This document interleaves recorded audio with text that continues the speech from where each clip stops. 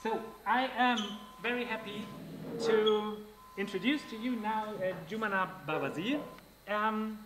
Jumanah, who joins us from London, is a researcher at forensic architecture, as well as a multidisciplinary designer and poet.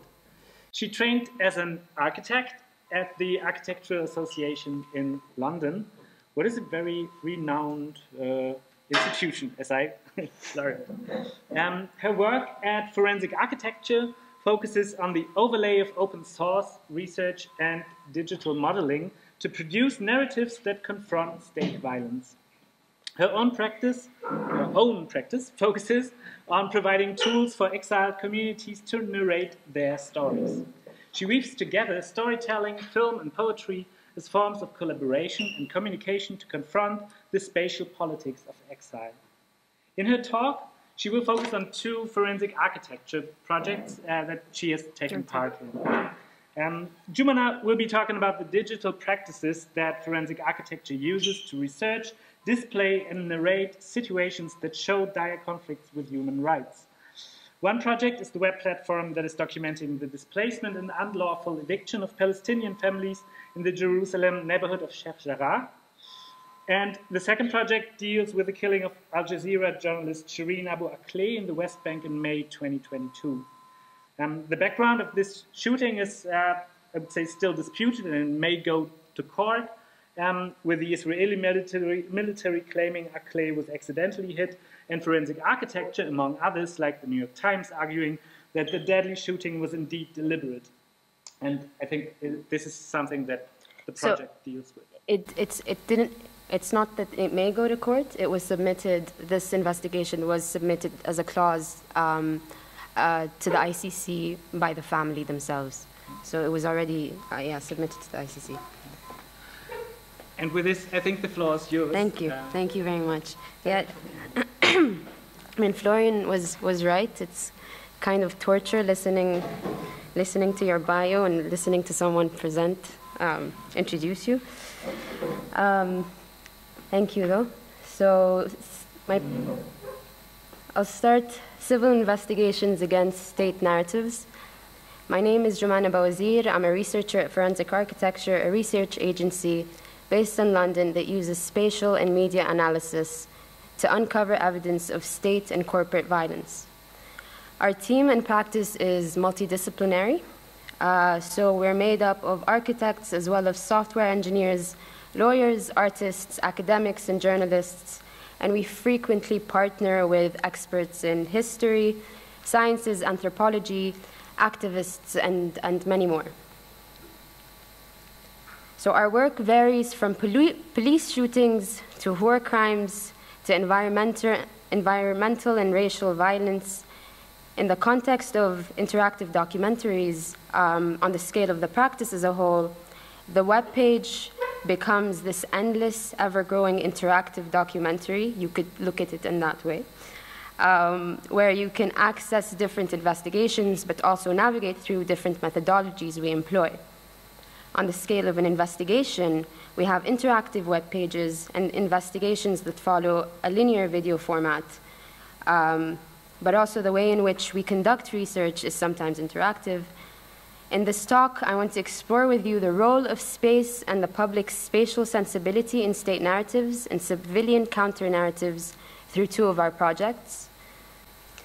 The first project is Sheikh Jarrah, Ethnic Cleansing in Jerusalem. This is a web page vertical narrative, one of the first of its prototypes in forensic architecture that's being even more so developed by an advanced researcher, Noor Abu Zaid, who actually built this platform with Ibrahim Farouki, who works at Forensis, our sister company in Berlin. And then the second project, Shireen Abu Akleh, the extrajudicial killing of a journalist. And I'll be talking about these two projects through a few of the methodologies we employ. But first, I'll explain a bit about the concepts that forensic architecture operate through. So forensic is derived from forensis, which is Latin for pertaining to the forum, as in open court or public.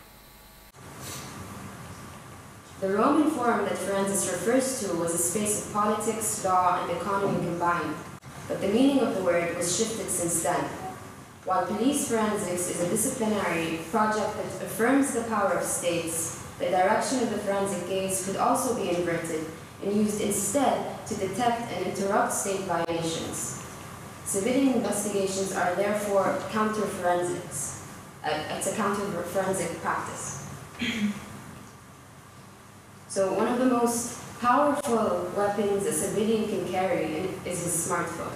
And this was touched on yesterday by David. Conflicts are no longer only in the hands of professional journalists, and the story no longer needs to be controlled by states and mass media outlets. Civilians have turned into activists as they recognize the power of the image and use it in real-time storytelling. This kind of also connects to the previous presentation we just saw. The means of collecting photographic evidence has been massively decentralized today, and social media bears collective witness to incidents. The media produced by citizen journalists, activists, and press across the world is often crucial to open source investigations and accountability. So what you're seeing on the screen is the collective evidence of nearly 1,000 cases of police brutality during the recent Black Lives Matter protests in the US.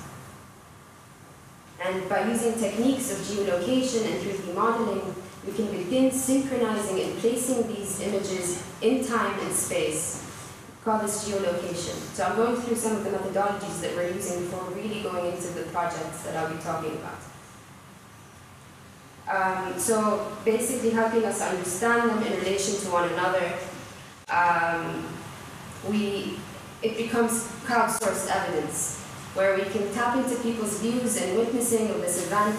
Forensics turns space into evidence. States have asymmetrical access to information and means of investigation that they use to obscure or manufacture narratives in their favor. Their resources gives us an illusion of authority over truth that they use in their claims, hindering the public's ability to make its own determinations and imposing a kind of monopoly on truth.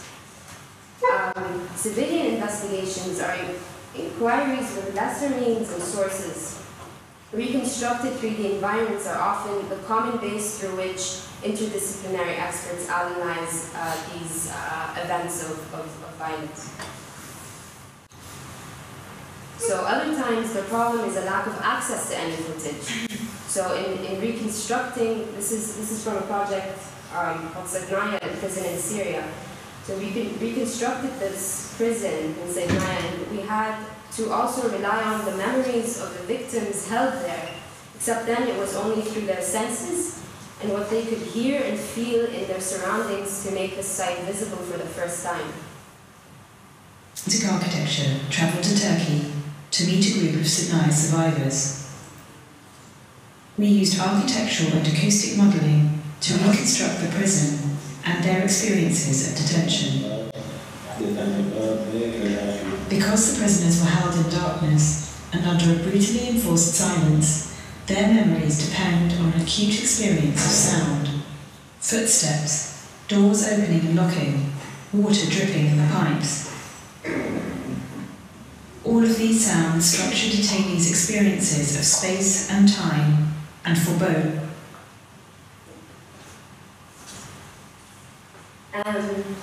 So we also use models as kind of a tool to navigate through different images.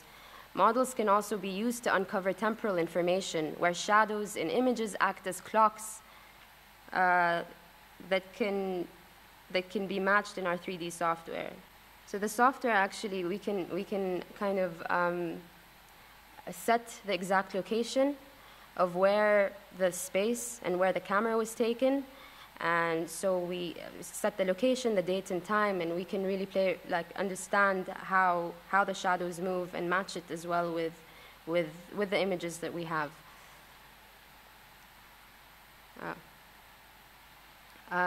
So these methodologies have been used to communicate the narrative of the neighborhood of Sheikh Jarrah. The images you see on the screen have been collected from civilians posting on social media, images directly from the residents of the neighborhoods, as well as images from other media platforms. And essentially, they're used together to tell the story of this neighborhood in Jerusalem.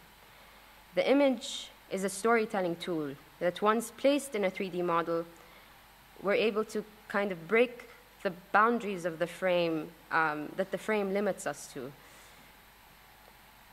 And I don't actually have a lot of time to talk in depth about both projects that I wanted to. So I'm going to go kind of briefly with the Sheikh Jarrah project and kind of mainly focusing on the structure.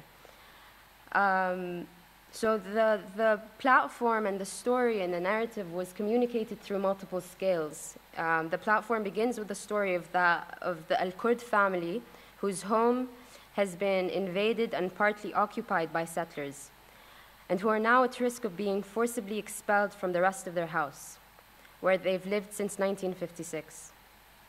Then we go into the street. So the street into from where the house is located.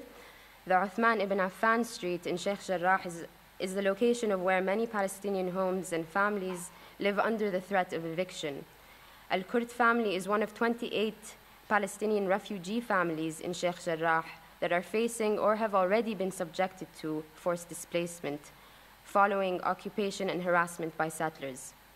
All these families are refugees coming from different parts of Palestine and having been forcibly displaced during the Nakba in 1948. And then the neighborhood, in 1948, when Israel invaded and took over West Jerusalem, East Jerusalem was controlled by Jordan. In 1956, an agreement between UNRWA, UNRWA, and the Jordanian government gave land to 28 families of Palestinian refugees, together with permission to build houses in Sheikh Jarrah and with the stipulation of full ownership by 1959. In return for relinquishing their refugee status, the Al-Kurds is one of these families. And then we go into the city. So invasion of homes and legal petitions by settler groups are only some of the multiple ways that Palestinians are displaced from Sheikh Jarrah and in Jerusalem more broadly. And then we zoom out even more and look at the land. The ethnic cleansing process started in 1948 and has not ended. For example, the Al-Kurd family were refugees from Haifa. Kamil, another member from the neighborhood, was made a refugee for the second time. And their fight for their neighborhood is their way of resisting the state violence that keeps displacing them. And I'll move on to Shireen Abu Aqle's project. On the 11th of May last year, Shireen Abu Aqle was killed by Israeli occupation forces. She and 5 other journalist colleagues were targeted by an Israeli marksman. A colleague was injured and she was killed. All witnesses affirmed that they were targeted by Israeli forces that they could see. The IOF was stationed 200 meters from Shireen and her colleagues. The Israeli state narrative not only denied the killing of Shireen by an IOF marksman, but moreover, they released random footage to disrupt the narrative and flat out lie about what had happened to confuse the public's understanding of the site's dimension. This was quickly disproven as the location of the video was found, and the people in the video were not located in a position that could have possibly led to the killing of Shireen based on her location as well. But the narrative continued to change, still placing blame on Palestinians without any proof, claiming that they were not identifiable or mistaken or were hit as a consequence of an exchange of fire, never really settling for a single narrative and always changing the environment that they describe. Months later, the Israeli occupation forces release a report which admits likelihood that an Israeli soldier may have shot Shireen. And they still blame Palestinians for it anyway, though, still claiming that the likelihood it could have been them, and importantly describing the environment as chaotic, with soldiers being attacked with gunfires and explosives from all directions, that the soldiers were aiming at someone else, shooting at them, and that person that was shooting at them was in Shireen Abu Aqla's vicinity, refusing to even investigate that soldier's claim. So our task was then to reconstruct the events of that day, test the claims of the occupation forces, and assess what evidence there is about the intentionality of Shireen's killing. And to do that, we collected, analyzed, and synchronized footage from like open source footage, as well as footage made available to us by Al Jazeera. In the footage, we see the journalists slowly walking up the road with press vests, following standard press protocols. Less than a second later, the first round of 6 shots are fired at them from the Iowa. We see Ali seeking aid and Shireen seeking cover. 8 seconds later, they shoot another round of 7 shots. One of these shots kills Shireen.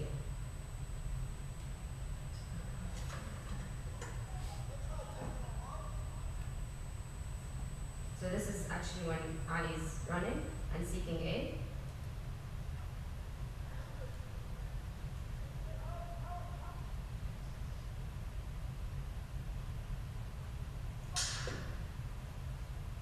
That's the last time we see Shireen in the footage.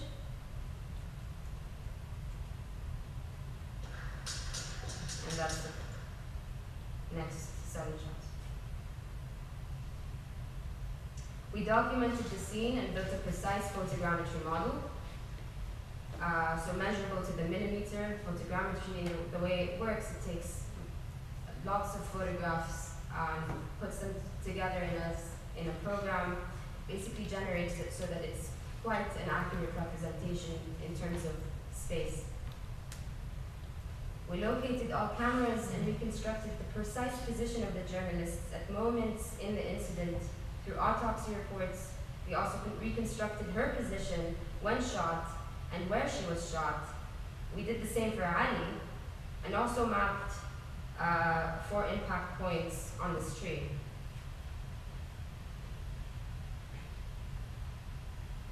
We also identified and reconstructed the precise position of the Israeli forces, and we can then also know, it wasn't just that photograph that we reconstructed where the convoy is, but from that we know exactly where the sniper hole is, because we also reconstructed the exact same military vehicle, and we used multiple photographs and synchronized them in space to make sure that the position we placed it in was accurate. We know through open sources that this would have been a professional marksman shooter with an optical scope that magnifies their vision 4 times. We simulated how Shireen and the other journalists appeared to the marksman using their scope. You can all see that their press vests are clearly visible when the marksman began shooting. We verified this by taking a photograph with the same zoom and the same position of the marksman on the site itself. Again, the journalists were clearly identifiable as such, and Shireen was facing away from them. And the proximity of the known shot positions of the proximity of the bullet that hit Shireen, the bullet that hit Ali, and the 4 bullets that hit the tree, all together, placed on a single plane, demonstrates repeated targeting by a professional marksman. We traced the trajectory of these 6 shots, so as I just explained now, and we brought the shots onto a single plane. It just kind of illustrates how we did that. And at this distance, we know that the standard deviation would have been 23 centimeters, where they would overlap, showing a possible common aim. All shots were also above the shoulder and therefore intended to kill. We then We then analyzed the marksman's field of vision to understand the timing of their shots. When Shada was behind the tree, she was shielded from the marksman's view. When a civilian tries to help Shireen, he is shot at as soon as he enters the marksman's view.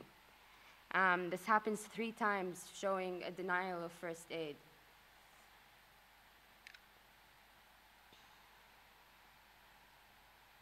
So you can also see here what I mentioned earlier about the frame and breaking the frame and how that's kind of important in the context of a model. We're able to, from a photograph, we're able to see a different perspective with added layers of information, and those added layers of information being the field of visibility, as well as what I will talk about now is sound. And just layering this information on top of each other, we come to our conclusions. So the marksman field of vision is relation to the timing of the shooting. So when Shada was behind the tree, she was shielded from the marksman's view. When a civilian tries to help Shireen, he's shot at. So we also saw in the footage that there was no one visible between the IOF position and the journalists. And you can see here that we have time-stamped footages. So we know that both before and after the incident, we know that the incident happened around 6:31, if I'm remembering correctly. So we know before and after the incident, there was no one in the vicinity of the journalists, as the Israeli claimed, at all, actually. We also conducted a sound analysis that shows no shots were fired in the minutes leading up to the incident, and that the only ones fired 2 minutes before is from the same IOF marksman.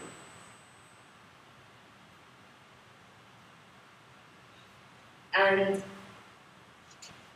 we know this.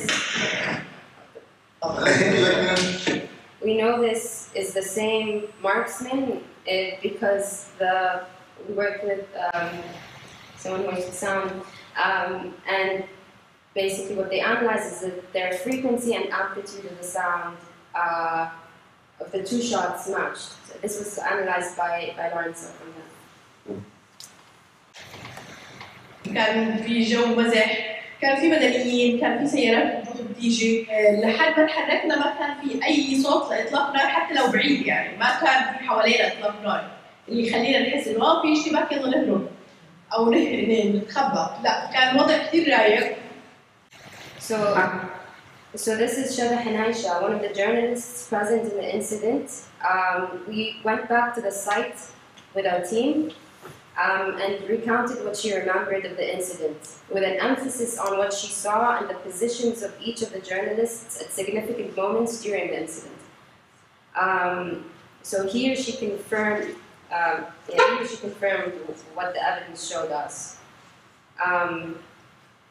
And at the site of the incident, we also measured and marked on the ground the precise positions of the journalists based on the analysis we did prior.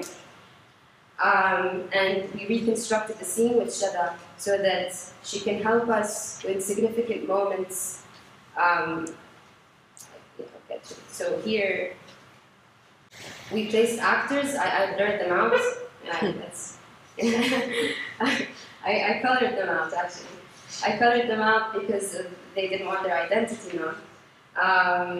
And so basically asked Shada questions about the movements and the locations of the subjects in time and space.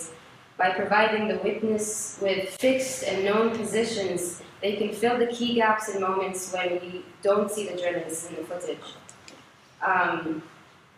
And we do this also with the understanding that when the witnesses are positioned precisely in the same locations they were during the incident, they can recall more easily the details. So our investigation revealed conclusively that Shireen and her journalist colleagues were clearly identified as journalists to the IOF marksman.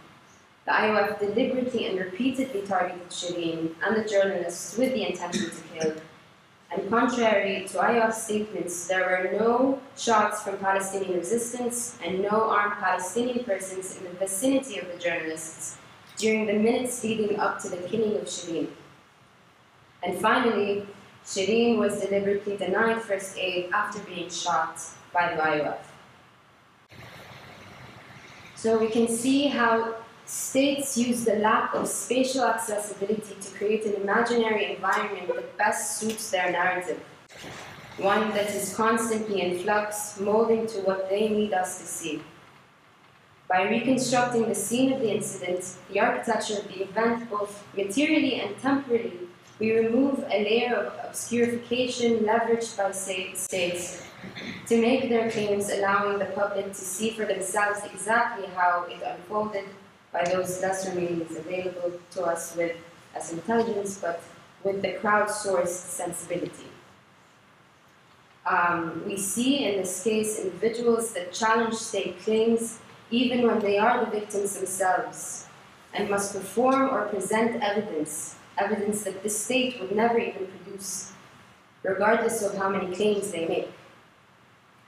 They are therefore in the position with less access to the sites, less resources to their disposal to analyze the events of the site, and with a higher burden to produce the evidence that challenge those narratives because they've experienced the violations and the violence themselves. That was kind of my concluding thoughts, but I had one video that I was going to show maybe as an ending. This is a video we released on social media. It kind of puts together the two projects of Shireen Abu Akleh and the Sheikh Jarrah project. We released this on social media. So Shireen was covering the Palestinian protests that were in a reaction to the settler invasion in Sheikh Jarrah. So she was, what you're about to see is she's in Sheikh Jarrah, but I'll play and talk while it's playing. If it plays.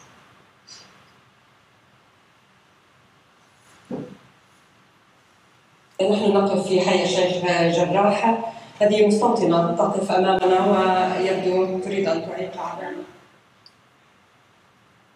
So here, Shireen was being harassed by a settler while she was reporting, and this is her reporting in Sheikh Jarrah. And just down the road, her journalist colleague Guevara was beaten and arrested, just on the same road on a different day.